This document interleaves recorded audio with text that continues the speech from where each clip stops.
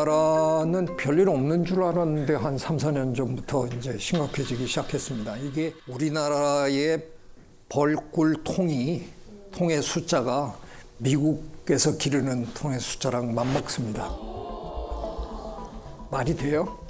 미국은 우리에 비하면 어마어마한 나라인데 거기에 있는 벌통수랑 우리나라 한반도에 있는 벌통수랑 비슷합니다. 왜냐하면 미국 사람들은 벌꿀을 따려고 벌을 기르는 것보다 농장에 꽃가루 바지를 해주려고 주로 기르는 거고요. 우리나라는 꿀을 먹으려고, 우리나라 사람들이 꿀을 굉장히 좋아하잖아요. 그래서 하기 때문에 그런데, 그러니까 문제는 꿀벌이 사라진다고 해서 뭐가 그렇게 대수냐라고 생각하시는 분이 있다 그러면 꽃가루 바지가 필요한 작물이 있고 필요 없는 작물도 있겠죠. 근데 대부분이 필요한 작물입니다.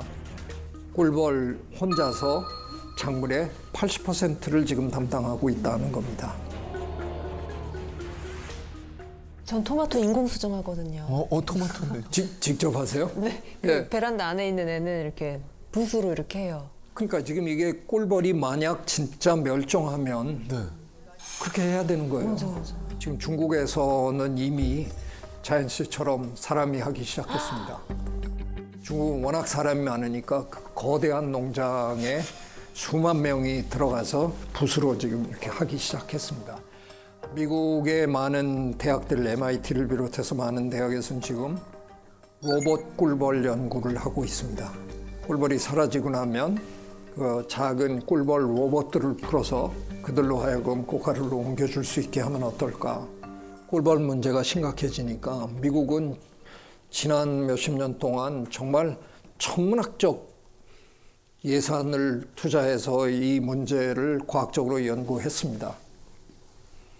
안타깝게도 뚜렷한 답이 없습니다. 벌이 사라진 이유를 아직 모르는. 벌이 사라지는 이유를 굉장히 열심히 연구했는데 아직 잘 모릅니다. 제일 그래도 주범으로 드러난 건 역시 농약.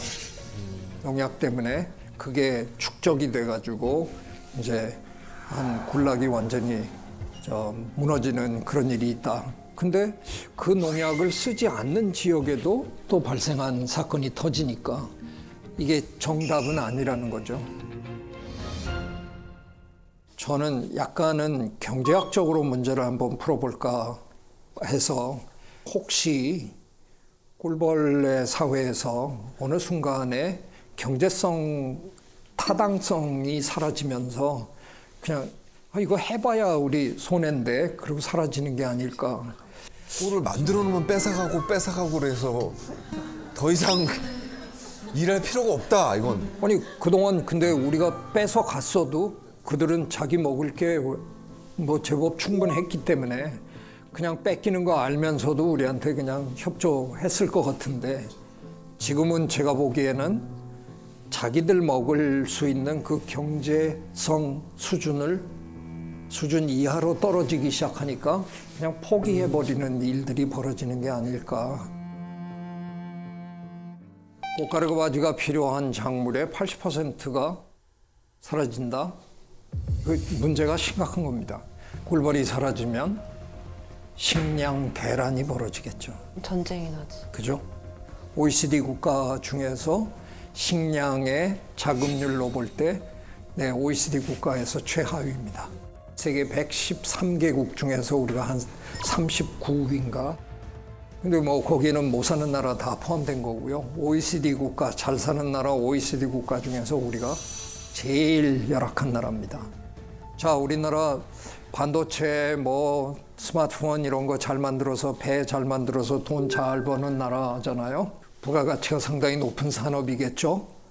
근데 식량이 부족해지면 우리는 우리나라에서 쌀하고 달걀 빼놓고는 거의 대부분의 거를 해외에서 사다 먹는 나라입니다. 반도체 스마트폰 팔아서 돈 많이 벌어가지고 지게에다가 돈을 이렇게 싸질머지고 갑니다. 저 빵 좀 주세요. 근데 그 나라에서 우리 먹을 것도 없습니다. 죄송합니다. 그리고 닫으면 그냥 못 사는 겁니다. 그러니까 이 문제는 보통 심각한 안보 문제가 아닙니다. 식량 위기가 심각해지면 이거는 인류 생존의 문제랑 직결되는 겁니다. 식량 대란은 차원이 다른 재앙입니다. 생물 다양성의 감소의 배후에 기후변화가 있다라고 여러 차례 말씀드렸습니다. 저 끓는 물 안에 개구리를 집어넣으면 그 개구리는 그래도 사는데 왜? 닿자마자 튀니까. 그래서 약간 화상을 입을지는 몰라도 그냥 사는데 그냥 미지근한 물에 있는데 밑에서 서서히 데우면 죽는다는 거잖아요. 기후변화가 딱 그런 현상이에요. 지금 우리가 뭐 2도 이런 얘기 하지만 그게 갑자기 어느 날 2도가 팍 오르는 게 아니잖아요. 그냥 야금야금 오르다 보니까 우리는 못 느낍니다. 그러다 보면 어느 순간에 돌이킬 수 없는 지점을 넘었을지도 모른다 하는 겁니다. 세계적으로는 2019년이었나요? 호주에서 인류 역사의 가장 대규모 산불이 일어났죠. 그로 인해서 코알라는 집계에 의하면 한 6만 마리가 죽은 걸로 알고 전체적으로는 동물로만 한 30억 마리가 희생당한 걸로 나와 있습니다. 근데 그 사람들이 대개 동물 이럴 때는요, 사실 안타깝게 그 안에 곤충 포함 안 하거든요. 지렁이 포함 안 하거든요. 박테리아 포함 안 시키거든요. 그 토양에 있던 그 많은 미생물들 아마 상당히 사라졌을 텐데. 그리고 우리나라는 금년 초에 우리 경북에서 어마어마한 산불 겪었잖아요. 근데 우리나라는 앞으로 산불로 상당히 피해가 커질 것 같은 공산입니다. 왜냐하면 우리는 조림을 한 나라잖아요.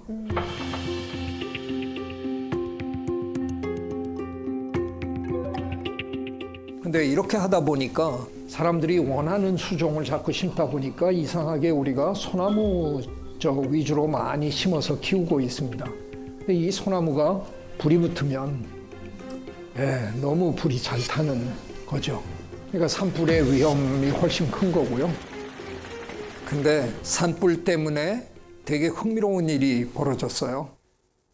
96년에 강원도에서 어마어마한 산불이 있었잖아요. 굉장한 면적이 불에 탔는데 환경부랑 산림청이랑 합의를 못 봤어요. 이걸 어떻게 할 거냐. 산림청과 환경부가 산림을 대하는 태도가 아주 다릅니다. 산림청은 산에 있는 나무 이런 거를 재원으로 보는 거고요. 환경부는 생물 다양성, 기후변화 이런 쪽으로 걱정을 해야 되는 겁니다. 그러니까 산림청은 나무 심어야 된다, 조림해야 된다 이런 쪽이고 환경부는 자연에게 맡깁시다 이런데 근데 합의를 못 봐가지고 이게 절묘한 실험이 된 거예요. 환경부 쪽은 대조군이 된 거고 산림청 쪽은 직접적으로 개입해서 했으니까 실험군이 된 겁니다. 96년이니까 이제 거의 30년이 됐죠. 두 양쪽의 숲의 모양이 굉장히 많이 변했습니다. 너무 궁금하다, 진짜. 저 오른쪽이 산림청이 개입한 곳이고요.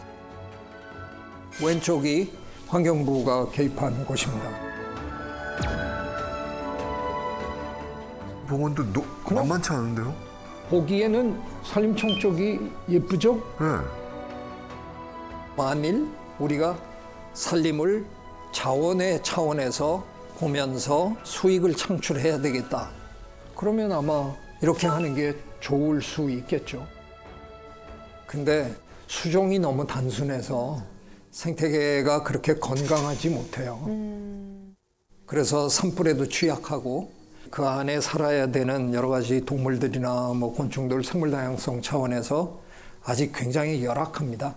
그래서 그냥 겉모습만 녹색이라서 아름다울 뿐.